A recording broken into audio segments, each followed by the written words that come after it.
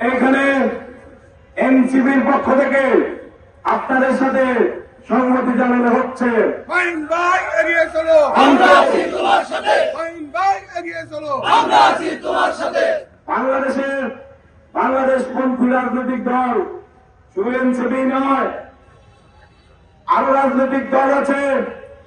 আমরা আমাদের জায়গা থেকে তাদের প্রতি আহ্বান করব, রাজনৈতিক দলগুলোর যেহেতু মূল কাজ হল জনমত গঠন করা, আপনারা এই ন্যায্য অধিকার আদায়ে আপনারা জনমত গঠন করুন।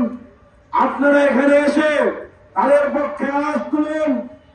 আপনারা সরকার যদি কোনো জায়গায় ভুল করে থাকে সরকারের সমালোচনা করুন, এবং আপনারা যদি গভর্নমেন্টে আসেন আপনারা প্রতিশ্রুতি দেন আপনারা এই পিলখানা হত্যাকাণ্ড ঘটনায় কি কি বাস্তবায়ন করবেন।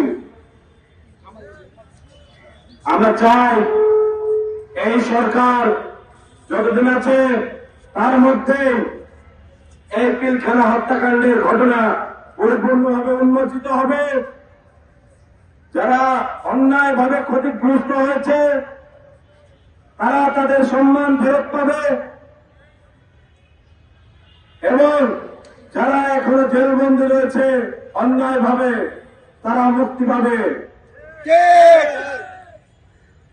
আমরা মনে করি 24-এর গণ অভ্যুত্থানে আমরা যারা ছিলাম, 24-এর গণ অভ্যুত্থান এমনি এমনি হয়নি, কিংবা কোটা সংস্কারের দাবিতে ডাক দিয়েছে বলেই কিন্তু হয়নি।